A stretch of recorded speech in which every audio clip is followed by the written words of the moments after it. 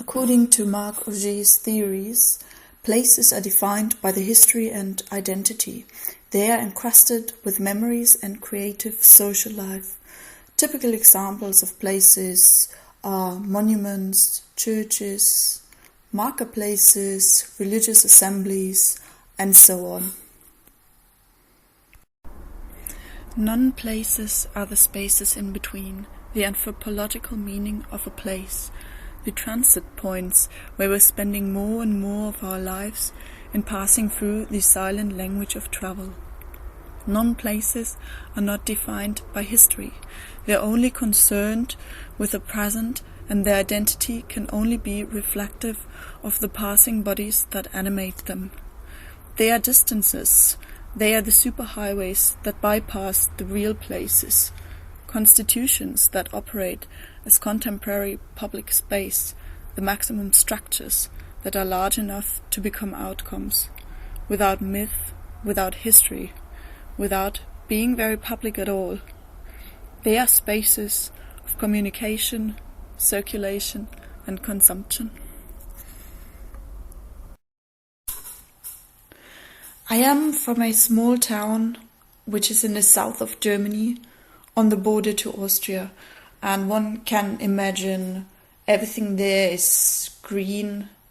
There's loads of rivers and lakes, and the whole city, the whole town is surrounded by mountains.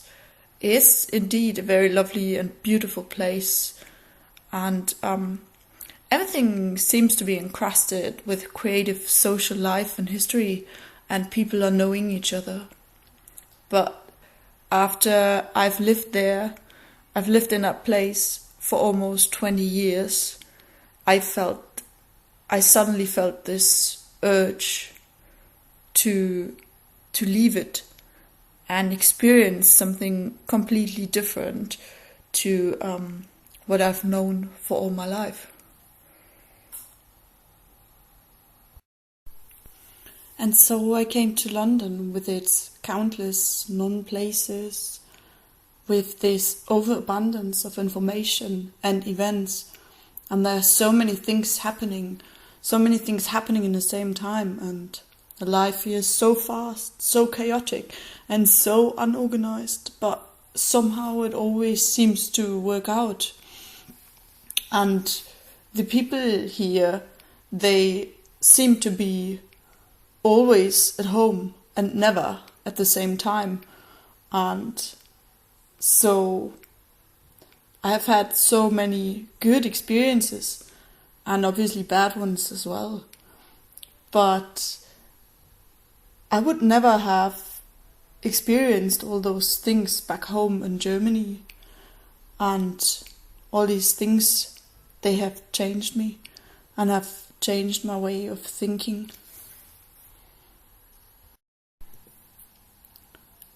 A friend of mine who happens to be German as well and who's living in London, he once told me, I don't know what it is, but something changes. It's either the people back home or myself, but things don't seem to be the same anymore. In my opinion, those changes are good on the one hand and sad on the other hand. When I go back home, things still seem to be the same to me.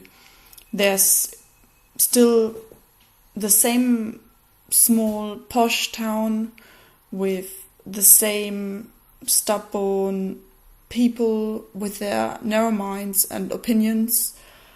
And yeah,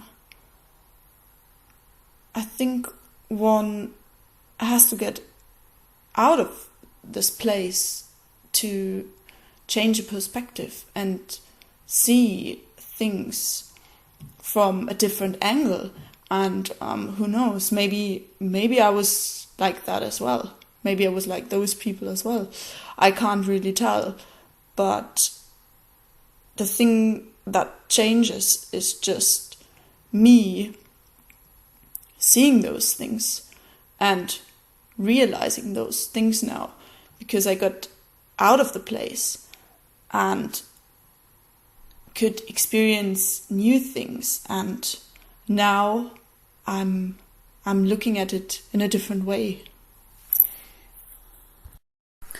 And one aspect of these changes that I sometimes consider as a sad one is that they are irreversible. So things are just not the same anymore afterwards, and I can't turn back time. There's no way in going back to where I was before. This life here, with all the good and bad experiences, it's just changed me, changed my way of thinking, and it's just not possible to go back where I was before and continue from that point. So for me, after living here, it's just not possible to go back home to Germany and continue my life how it was before.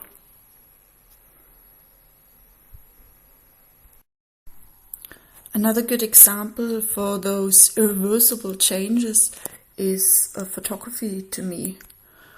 Back in the days, I just used to grab my camera, a small compact camera, I have to say, got out of the house and just took pictures of anything that kind of came to my mind.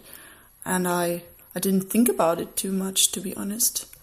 But these days, after having all this knowledge, I can't just grab my camera, which is an SLR camera now, and can't just grab it and take a picture without thinking about the right light or what aperture to use. So yeah, it's just not possible to switch this knowledge that you've gained over the past years off. So I kind of have a different approach to the subject now, which might be or is kind of sad, because to me it has lost this spontaneity, the spontaneity of just grabbing the camera and taking some snapshots.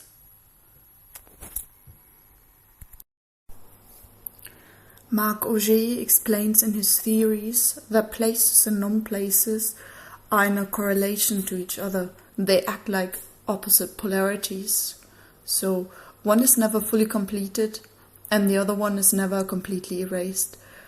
And if I look at my life in this sense, I can say that my home on my roots, Germany, will never be completely erased. It will always be a part of me no matter what I do. But on the other hand, I can say that London will never be fully completed. This is the reason why I do feel kind of dislocated, especially at the very moment, now that I'm nearly done with my studies. But I feel like my purpose of being here in London is over, and I don't really want to stay any longer.